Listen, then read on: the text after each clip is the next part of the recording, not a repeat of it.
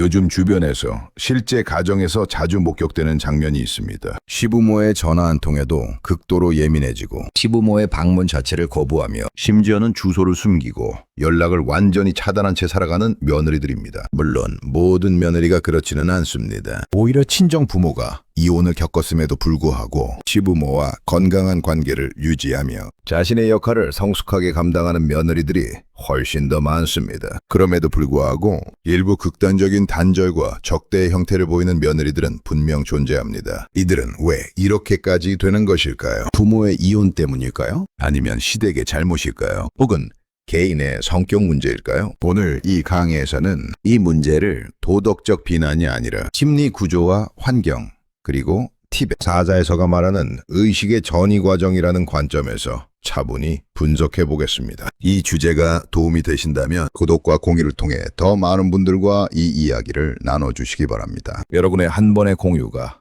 한 가정을 지키는 지식이 될 수 있습니다. 왜 이런 극단적 며느리 유형이 발생할까요? 심리적, 환경적 요인과 티벳 사자의 서의 관점에서 이것은 성격의 문제가 아니라 전이 실패의 문제입니다. 많은 분들이 이런 며느리를 보면 이렇게 말합니다. 원래 성격이 까다롭다, 예의가 없다, 이기적이다. 그러나 임상심리와 가족체계 이론에서 보면 이 문제는 단순한 성격의 문제가 아닙니다. 결혼은 단순히 관계 하나가 추가되는 사건이 아닙니다. 정체성과 소속의 구조가 바뀌는 인생의 전환기, 즉 하나의 의식적 통과 의례입니다. 티벳 사자의 서에서는 인간이 큰 전환을 겪을 때 반드시 바르도, 즉 혼란과 공백의 상태를 통과한다고 말합니다. 죽음만이 바르도가 아닙니다. 결혼, 출산, 독립, 부모와의 분리 역시 모두 하나의 바르도입니다. 문제는 이 며느리들은 이 바르도를 제대로 통과하지 못했다는 데 있습니다. 원가족에서 이미 안전한 애착을 형성하지 못한 경우에 극단적 단절형 며느리에게서 자주 발견되는 공통점은 관계는 침범이라는 무의식적 신념 때문입니다. 이 신념은 다음과 같은 환경에서 형성됩니다. 첫째, 부모 간 갈등이 장기간 지속된 가정. 둘째,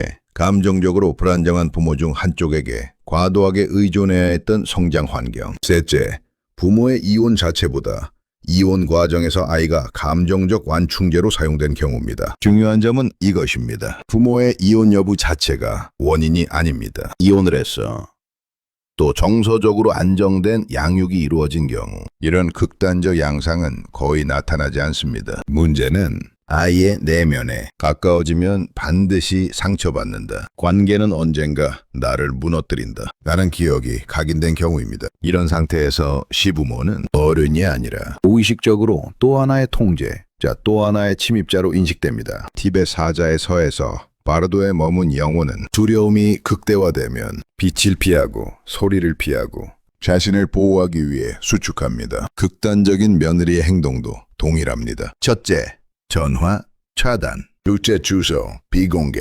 셋째, 완전한 절연입니다. 이것은 공격이 아니라 존재적 공포에 대한 방어 반응입니다. 그녀의 내면에서는 시부모와의 관계가 예의의 문제나 도리의 문제가 아니라 자기 붕괴, 위험 신호로 이직됩니다. 그래서 이성적 조언은 통하지 않습니다. 왜 그렇게까지 하느냐는 말은 그녀에게 왜 숨쉬지 않느냐라고 묻는 것과 비슷하게 들립니다. 이 문제를 도덕으로 접근하면 반드시 실패합니다. 이 유형의 며느리를 예절, 효, 도리의 언어로만 접근하면 갈등은 더 심해집니다. 왜냐하면 그녀는 이미 관계 자체를 생존 위협으로 인식하는 단계에 있기 때문입니다. 이 문제의 해법은 누가 옳고 그르냐가 아니라 어디에서 전이가 멈췄는지를 이해하는 데 있습니다. 그리고 이것은 며느리 개인만의 문제가 아니라 부부, 시부모, 그리고 사회 전체가 결혼이라는 바르도를 어떻게 통과하도록 돕고 있는가의 문제이기도 합니다. 모든 결혼은 관계의 추가가 아니라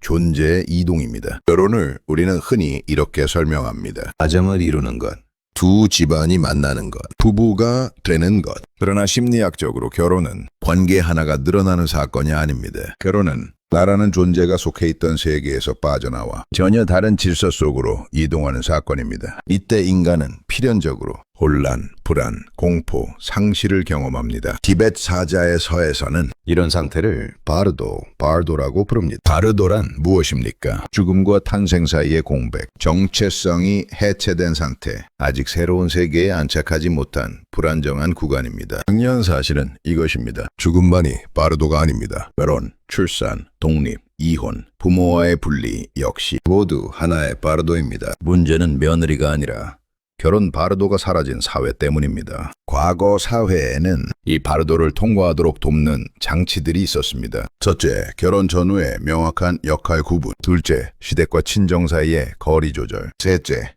공동체가 제공하던 완충지대. 그러나 현대 사회에서는 이 모든 완충 장치가 사라졌습니다. 며느리는 결혼과 동시에 아무 준비도 없이 다음과 같은 요구를 받습니다. 첫째, 성숙한 어른이 될 것. 둘째, 시댁 문화에 적응할 것. 셋째, 그러나 동시에 독립적일 것. 넷째 갈등은 만들지 말 것입니다. 이것은 통과 의례가 아니라 심리적 투척에 가깝습니다. 그 결과 일부 며느리들은 이 바르도를 통과하지 못하고 그 자리에 멈춰서게 됩니다. 친정 부모의 이혼은 원인이 아니라 조건일 뿐입니다. 자주 등장하는 질문이 있습니다. 친정 부모의 이혼과 관련이 있는 것 아닌가요? 결론부터 말씀드리면 이혼 자체는 결정적 원인이 아닙니다. 실제로 상담 현장에서는 부모의 이혼을 겪었음에도 시부모와 안정적인 관계를 유지하는 며느리들이 훨씬 더 많습니다. 문제는 이혼이 아니라 이혼 과정에서 아이가 어떤 역할을 떠맡았는가입니다. 첫째, 부모의 감정 쓰레기통이 되었는가? 둘째, 중재자, 조정자, 편가르기의 대상이 되었는가? 셋째, 안전하게 의존할 어른이 부재했는가? 이런 환경에서 자란 아이는 무의식 속에 하나의 공식을 형성합니다. 관계는 언젠가 나를 무너뜨린다. 이 공식은 성인이 되어서도 그대로 작동합니다. 시부모는 사람이 아니라 구조로 인식된다. 이 지점에서 중요한 전환이 발생합니다. 극단적 단절형 며느리에게 시부모는 한 명의 어른이 아닙니다. 그들은 무의식적으로 관계의 구조 그 자체, 즉 나를 다시 얽어매고 다시 소모시키고 다시 무너뜨릴 가능성이 있는 시스템으로 인식됩니다. 그래서 이 며느리는 시부모 개인이 아무리 선의를 보여도 안심하지 못합니다. 왜냐하면 그녀가 두려워하는 것은 사람이 아니라 관계라는 형식 자체이기 때문입니다. 며느리가 차단하는 것은 공격이 아니라 생존 때문입니다. 이제 우리는 전화 차단, 주소 비공개, 절연이라는 행동을 다르게 읽어야 합니다. 이것은 예의 없음이 아니라 심리적 질식 상태에서의 생존 반응입니다. 티베트 사자의 서에서 바르도에 머문 의식은 두려움이 극대화될수록 빛과 소리를 피하고 자신을 수축시키며 외부 접촉을 차단합니다. 극단적 며느리의 행동은 이와 정확히 동일한 패턴을 보입니다. 왜 며느리는 남편 뒤로 숨고 아들은 방패가 될까요? 가족 삼각구조와 책임 전가의 심리. 여러분, 1강에서 우리는 이 문제를 며느리의 인성이나 세대 갈등이 아니라 결혼이라는 바르도에서 발생한 전이 실패로 살펴보았습니다. 이제 한 단계 더 들어가 보겠습니다. 왜 극단적인 며느리들은 시부모와 직접 대화하지 않으려 하는가? 왜 모든 메시지를 남편을 통해서만 전달하게 만드는가? 그리고 왜 아들은 점점 중재자가 아니라 방패가 되어가는가입니다. 가족은 반드시 삼각형을 만듭니다. 가족체계 이론의 기본 명제는 단순합니다. 관계는 둘이 불안정해지면 반드시 셋이 됩니다. 부부 사이가 긴장되면 부모가 개입되고 부모와 자녀가 긴장되며 배우자가 끌려 들어옵니다. 이것을 가족 삼각화, triangulation라고 합니다. 극단적 며느리 가정에서는 이 삼각형이 이렇게 고정됩니다. 시부모, 아들, 며느리. 그러나 직접 연결은 없다. 모든 화살표는 아들에게만 집중된다. 며느리는 말합니다. 할 말 있으면 우리 남편한테 하세요. 이 말은 예의의 언어가 아니라 공포의 언어입니다. 며느리는 왜 시부모와 직접 소통이 위험으로 느껴질까요? 정서적으로 안정된 사람에게 전화 한 통은 소통입니다. 그러나 정서적 경계가 무너진 경험을 가진 사람에게 전화는 통제의 시작입니다. 특히 어린 시절.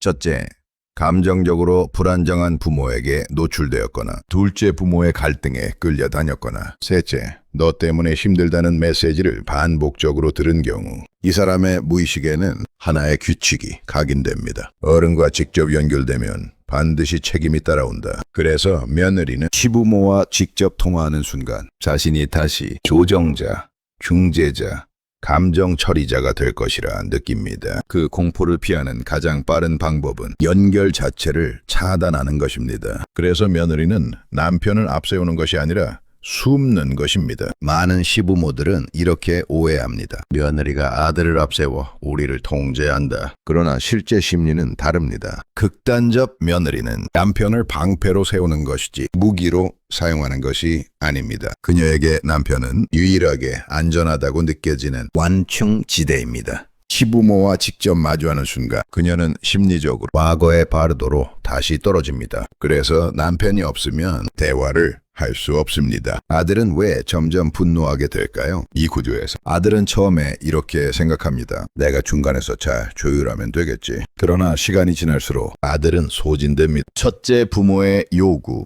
둘째, 아내의 공포. 셋째, 자신의 죄책감. 이 세 가지를 모두 혼자 감당해야 하기 때문입니다. 결국 아들은 어느 순간 이렇게 말하게 됩니다. 아버지, 왜 직접 전화하셨어요? 어머니, 제 처한테 연락하지 마세요. 이 말은 부모에 대한 반항이 아니라 구조에 대한 절규입니다. 티벳 사자의 서의 관점에서 본 삼각구조는 다음과 같습니다. 티벳 사자의 서에서 바르도 상태의 의식은 분별력이 흐려지고 외부 자극에 과민 반응을 보입니다. 이때 가장 위험한 것은 동시에 여러 방향에서 들려오는 소리입니다. 극단적 며느리의 내면도 동일합니다. 첫째, 시부모의 기대. 둘째, 남편의 요구. 셋째, 자신의 불안. 이 모든 소리가 동시에 들리면 의식은 붕괴 직전에 이릅니다. 그래서 며느리는 소리를 하나로 줄이려 합니다. 모든 말은 남편을 통해서만. 이것은 권력 장악이 아니라 의식의 응급조치입니다. 이 악의 삼각구조는 시간이 갈수록 점점 더 굳어집니다. 이 삼각구조는 자연스럽게 해소되지 않습니다. 오히려 시간이 지날수록 각자의 역할이 고착됩니다. 첫째 며느리는 차단자가 되고, 둘째 아들은 방패가 되며, 셋째 시부모는 침입자로 오해받는 존재로 점점 더 굳어집니다. 이 상태가 지속되면 어느 누구도 행복하지 않습니다. 첫째 며느리는 숨고 있고, 둘째 아들은 중재자가 아니라 방패가 되며, 셋째 시부모는 의도와 상관없이 위협으로 인식됩니다. 이 모든 것은 결혼 티벳 사자의 서바르도의 미완성에서 비롯된 구조적 문제입니다. 그렇다면 차단형 며느리의 내면에는 무엇이 남아있을까요? 애착, 트라우마, 기억, 그리고 통제가 유일한 안정이 되는 순간입니다. 여러분, 앞선 강의에서 우리는 구조를 보았습니다. 이제는 그 구조 안에 들어있는 한 인간의 내부를 살펴볼 차례입니다. 극단적으로 시부모를 차단하는 며느리를 이해하기 위해 가장 먼저 버려야 할 관점이 있습니다. 왜 저렇게까지 예민한가? 이 질문은 언제나 실패합니다. 대신 우리는 이렇게 물어야 합니다. 무엇이 그녀를 그렇게까지 불안하게 만드는가? 차단형 며느리는 관계의 기억을 가지고 있습니다. 인간은 현재 관계에 반응하지 않습니다. 정확히 말하면 현재의 관계를 과거의 기억으로 해석하여 반응합니다. 차단형 며느리의 내면에는 다음과 같은 기억이 남아있는 경우가 많습니다. 첫째, 가까워질수록 요구가 늘어났던 기억과, 둘째, 거절하면 죄책감이 주입되던 경험과, 셋째, 어른의 감정을 책임져야 했던 어린 시절입니다. 이 기억은 의식적인 서사가 아니라 신체 감각과 정서 반응으로 저장됩니다. 그래서 며느리는 이성적으로는 시부모가 나쁘지 않다는 것을 알면서도 몸이 먼저 긴장합니다. 흔히 오해합니다. 부모에게 사랑을 못 받아서 그렇다. 그러나 애착 이론에서 중요한 것은 사랑의 양이 아니라 안전의 일관성입니다. 첫째, 필요할 때 응답해 주는가. 둘째, 감정이 과도하게 출렁이지 않는가. 셋째, 아이가 아이로 남아있어도 되는가. 이 조건이 충족되지 않은 경우 아이는 성장하면서 하나의 생존 전략을 선택합니다. 나는 혼자여야 안전하다. 이 전략이 성인이 되면 회피형 또는 통제형 애착으로 나타납니다. 차단형 며느리는 통제적인 사람처럼 보일 수 있습니다. 첫째, 연락 조건 설정과, 둘째, 방문 제한과, 셋째, 명확한 경계 요구는 통제적인 사람처럼 보일 수 있습니다. 그러나 이것은 타인을 지배하려는 욕구가 아니라 내부 붕괴를 막기 위한 구조물입니다. 어린 시절 통제할 수 없는 어른들 사이에서 자란 아이는 다음과 같은 결론에 도달합니다. 통제할 수 없는 관계는 위험하다. 그래서 성인이 된 후 그녀는 관계를 없애거나 관계를 완전히 관리하려 합니다. 중간은 없습니다. 티베트 사자의 서에서 바르도 상태의 의식은 과거의 업카르마에 의해 특정 환영과 소리에 끌려간다고 설명합니다. 이것은 상징이 아닙니다. 심리학적으로 보면 트라우마, 기억이 자동 반응을 유도하는 구조와 동일합니다. 시부모의 전환은 현재의 사건이 아니라 과거의 기억을 호출하는 신호입니다. 그래서 며느리는 지금의 상황을 판단하지 못하고 즉각적인 차단을 선택합니다. 이것은 선택이 아니라 반사작용에 가깝습니다. 이런 유형에게 왜 설득과 훈계는 항상 역효과가 날까요? 이 유형의 며느리에게 다음과 같은 말은 절대 효과가 없습니다. 첫째, 도리를 생각해라. 둘째, 어른을 공경해야지. 셋째, 왜 그렇게 유난이냐? 왜냐하면 이 말들은 모두 그녀의 핵심 공포를 자극하기 때문입니다. 그녀가 가장 두려워하는 것은 비난이 아니라 다시 책임을 떠맡게 되는 상황입니다. 훈계는 그녀의 내면에서 이렇게 번역됩니다. 네가 또 감당해라. 네가 참아라. 네가 조정해라. 그래서 더 깊이 숨습니다. 이 문제는 고치라고 다그칠 수 없다. 중요한 사실을 하나 말씀드리겠습니다. 이 유형의 며느리는 의지가 약한 사람이 아닙니다. 오히려 극단적인 방식으로라도 자신을 지켜낸 사람들입니다. 문제는 그 방식이 관계를 모두 파괴한다는 데 있습니다. 요약하자면 첫째, 차단은 기억에서 나오고, 둘째, 통제는 안정의 대체물이며, 셋째, 훈계는 과거를 다시 소환하는 것입니다. 이 며느리는 나쁜 사람이 아니라 바르도에 갇힌 사람입니다. 며느리에게 아무것도 하지 않아도 가해자로 느껴지는 이유는 무엇일까요? 권위, 연령, 그리고 구조적 공포의 발생 메커니즘 때문입니다. 여러분, 시부모 상담을 하다 보면 이런 말을 정말 많이 듣습니다. 우리는 아무것도 안 했습니다. 간섭한 적도 없고 도와주려고만 했습니다. 그런데 왜 저렇게까지 우리를 피하는지 모르겠습니다. 이 말은 사실입니다. 많은 시부모는 실제로 아무 잘못을 하지 않았습니다. 그럼에도 불구하고 극단적 며느리에게 시부모는 종종 가해자로 인식됩니다. 오늘은 그 이유를 도덕이 아닌 구조의 언어로 설명하겠습니다. 인간은 사람보다 위치에 먼저 반응합니다. 우리는 흔히 이렇게 생각합니다. 사람은 사람을 보고 판단한다. 그러나 심리학적으로 보면 인간은 먼저 관계적 위치,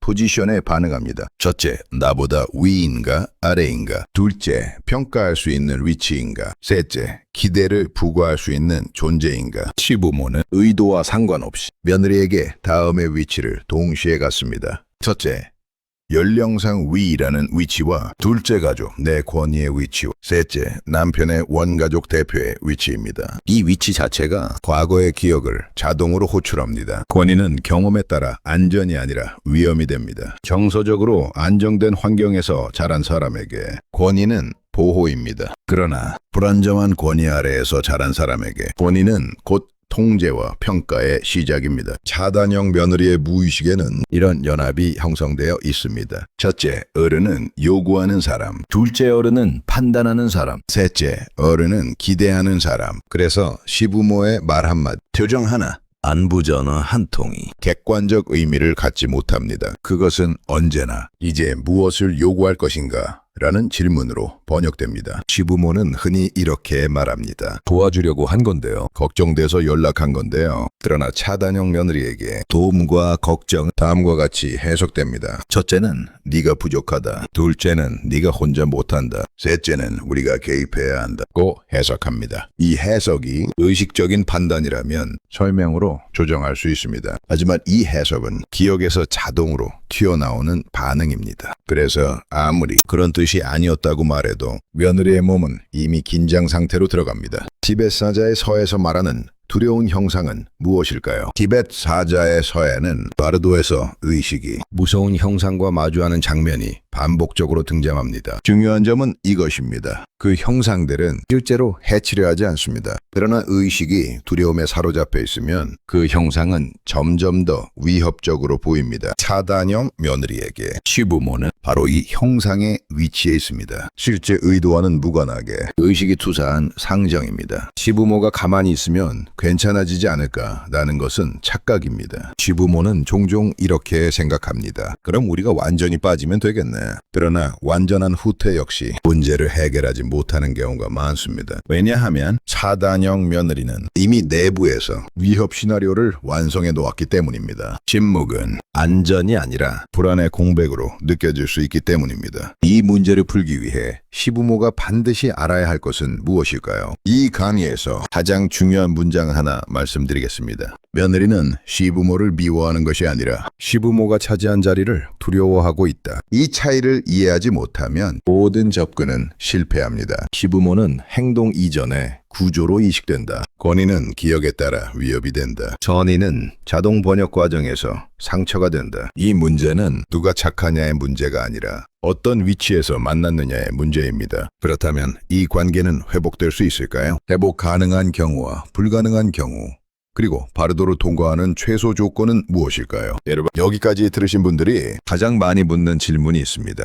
그럼 이 관계는 다시 좋아질 수 있습니까? 시간이 지나면 자연스럽게 풀리나요? 이 질문에 대해 저는 희망적인 말부터 하지 않겠습니다. 현실적인 기준부터 말씀드리겠습니다. 모든 관계가 회복되는 것은 아닙니다. 그리고 회복되지 않는 관계를 억지로 회복하려는 시도는 오히려 더 깊은 상처를 만듭니다. 회복 가능성을 가르는 첫 번째 기준은 두려움이 여전히 활성화되어 있는가에 달려 있습니다. 차단형 며느리의 핵심 문제는 분노가 아니라 두려움입니다. 다음 신호가 지속된다면 회복은 매우 어렵습니다. 첫째는 사소한 연락에도 극도의로 신체적으로 반응을 하고, 둘째는 중립적인 메시지도 위협으로 해석하며, 셋째는 대화 이후 며칠씩 무기력 또는 분노가 폭발하는 경우입니다. 이 상태는 아직 바르도 한가운데에 머물러 있다는 신호입니다. 이때 관계 회복을 시도하는 것은 어둠 속에서 눈을 억지로 뜨게 하는 것과 같습니다. 회복 가능성을 가르는 두 번째 기준은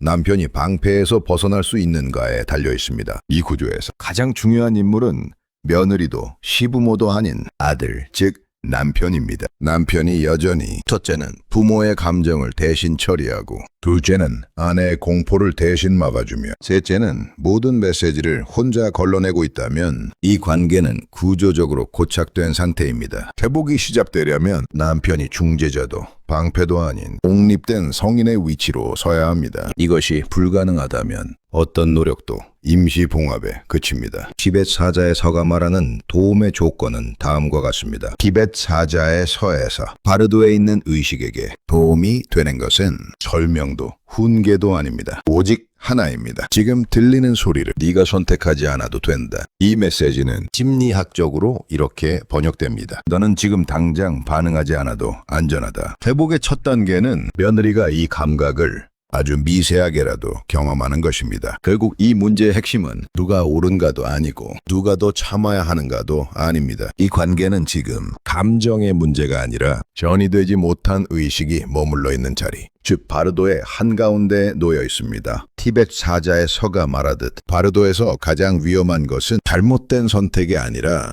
너무 빠른 반응입니다. 두려움이 극대화된 의식은 빛을 피하고 소리를 피하고 관계를 끊음으로써 스스로를 지키려 합니다. 극단적으로 시부모를 차단하는 며느리의 행동 역시 도덕의 언어로는 이해되지 않지만 의식의 언어로 보면 하나의 생존 반응입니다. 그래서 이 문제는 설득으로 풀리지 않고 분개로도 풀리지 않으며 누군가의 희생으로 해결되지도 않습니다. 중요한 질문은 이제 이것입니다. 이 관계는 과연 바르도를 통과할 수 있는가? 그리고 통과할 수 있다면 그 최소 조건은 무엇인가? 다음 2부에서는 이 관계가 회복 가능한 경우와 불가능한 경우는 무엇이 다른지, 시부모는 무엇을 멈추고 무엇을 해야 하는지, 그리고 이 구조의 한가운데에 서 있는 아들, 즉 남편은 어떤 자리에 서야 비로소 이 바르도가 움직이기 시작하는지를 구체적으로 살펴보겠습니다. 이 강의가 가족 안에서 반복되는 고통의 구조를 이해하는데 조금이라도 도움이 되셨다면 구독과 공유로 함께 해주시기 바랍니다. 여러분의 한 번의 선택이 누군가에게는 관계를 붙잡는 힘이 아니라 관계를 숨 쉴 수 있게 하는 여백이 될 수 있습니다.